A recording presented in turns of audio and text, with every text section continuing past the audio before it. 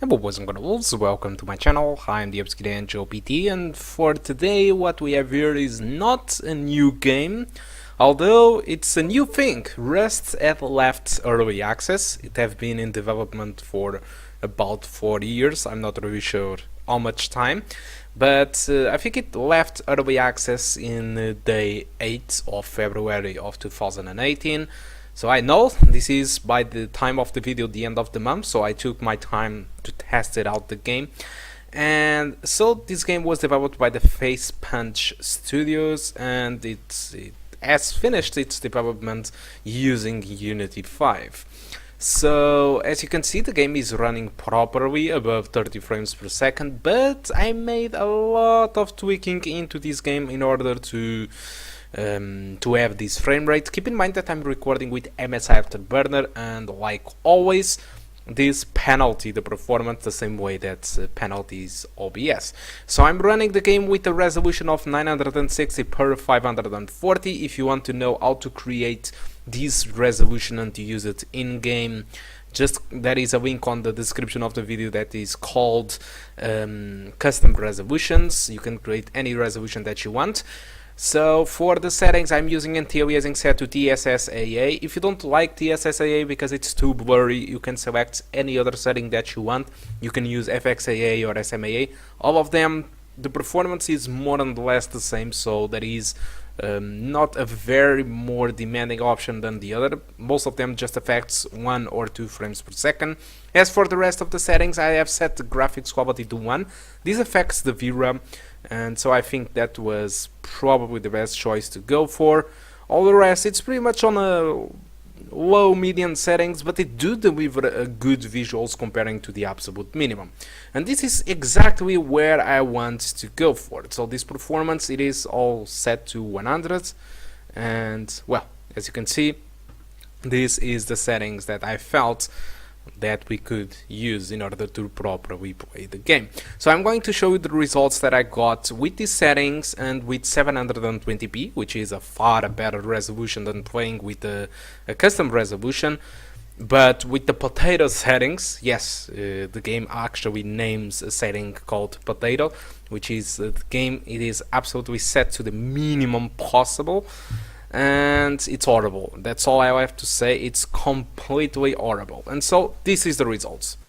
So with the 720p with the potato settings, I got an average of 30 frames per second, 1% flow of 20, and a maximum of 46. So the graphics were horrible, despite the resolution was quite acceptable. But with the 560p, with the fast settings, with the settings that you actually saw just before these graphs,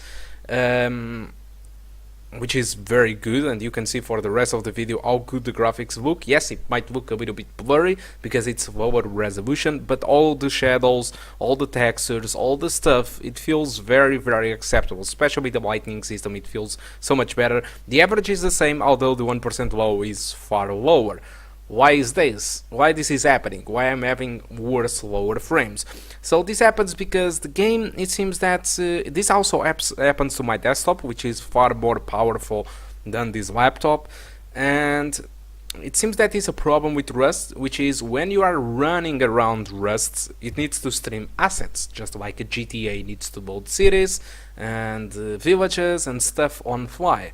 So Rust does the same thing, but in a not optimized way. So every time I'm running around the island, what happens is the game does stutter from time to time, and when that happens, the frame rate can drop as low to 0 frames, to 14 frames, to 20 frames.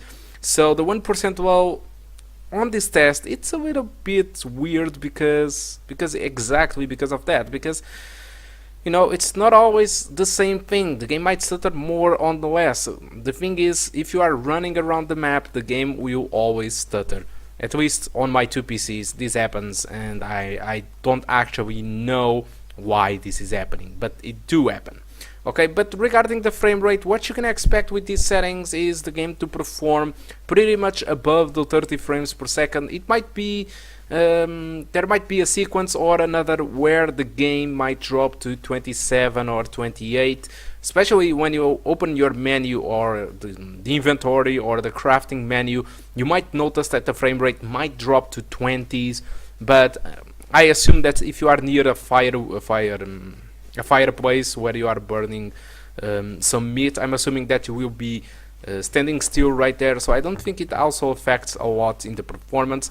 But overall, when you are fighting or when you are running around the environment, what you can expect is pretty much a 30ish FPS. Okay, so that's more what you can expect from this. So I just tested this game just to prove to you that you can either go with 720p, which is a very nice resolution, but in order to grant you those 30 frames per second, you need to play with a very awful settings, or you can use that customized resolution, which I teach you how to do it on the video on the description. So, but I talked about other tweaks, right? So the other tweaks that I perform, it's nothing that it's going to change the frame rate. It's not going to change it, but it affects the game in another way. So all the Unity games, as far as I'm aware, run in borderless. So what is this borderless? Borderless is the same thing as running the game on windowed mode on Windows, but without any border. So borderless. So it's pretty much, it works like full screen for you. So you see the game in full screen mode, just like a full screen game. But what happens is the game is on Windows, and so when this happens, you can alt-tab the game, access your Chrome, your Edge or your Firefox much more faster than with full screen, which needs to task switching the game in order for you to go back to the desktop. So the problem with borderless in Unity games is that if you are not playing with your native resolution, which is the case of playing at 560p, the borderless scales the image in a very weird way, which looks a little bit more pixelated. And not only that, if you play in borderless, you can actually feel the game much more unresponsive in the controls. So when you look around with the mouse, when you make movements, you can feel some sort of a little bit more delay than on full screen. I know that many people might not notice this, but many other people notice this.